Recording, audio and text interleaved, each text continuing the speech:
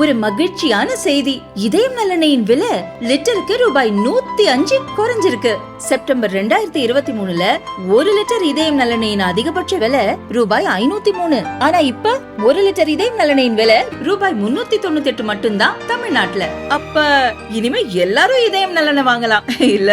Saudi அரேபியாவின் பட்டத்து இளவரசரும் அந்நாட்டு பிரதமருமான முகமது பின் சல்மானின் அழைப்பை ஏற்று 2 நாள் அரசுமுறை பயணமாக பிரதமர் மோடி சவுதியின் ஜெட்டா நகருக்கு சென்றார். பிரதமர் மோடியின் விமானம் சவுதி அரேபியாவின் வான்வெளிக்குள் நுழைந்ததும் அந்த நாட்டின் போர் விமானங்கள் மோடியின் விமானத்துடன் சேர்ந்து பறந்து சிறப்பான வரவேற்பை அளித்தன.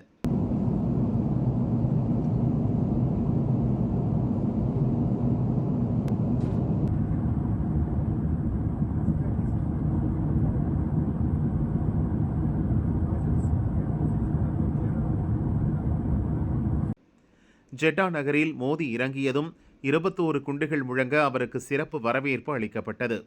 சவுதி அரேபிய அமைச்சர்கள், அதிகாரிகள் மோடியை வரவேற்று அழைத்து சென்றனர்.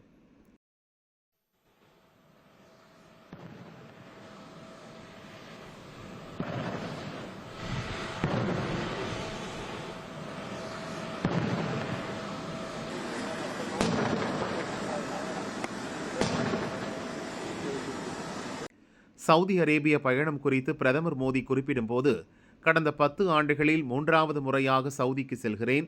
சகோதரர் இளவரசர் முகமது பின் சல்மானின் அழைப்பை ஏற்று செல்லும் இந்த பயணத்தில் இரு நாட்டு உறவுகள் குறித்து முக்கிய ஆலோசனைகள் இடம்பெறும். ஏற்கனவே நடந்த சந்திப்புகளின் போது இரு நாட்டு தொழில், வர்த்தகம், பாதுகாப்பு, முதலீடு, எரிசக்தி உள்ளிட்ட பல்வேறு துறைகளின் வளர்ச்சி குறித்த முன்னெடுப்புகள் மேற்கொள்ளப்பட்டுள்ளன. தற்போது 2வது முறையாக சவுதி இளவரசரை சந்திக்க உள்ளது மகிழ்ச்சி அளிக்கிறது. சவுதி இளவரசரின் இந்திய பயணத்தின் போது பல்வேறு ஆக்கப்பூர்வ விஷயங்கள் விவாதிக்கப்பட்டன. தற்போதைய சவுதி பயணத்திலும் பல முன்னெடுப்புகள் இடம்பெறும் என பிரதமர் மோடி தெரிவித்துள்ளார்.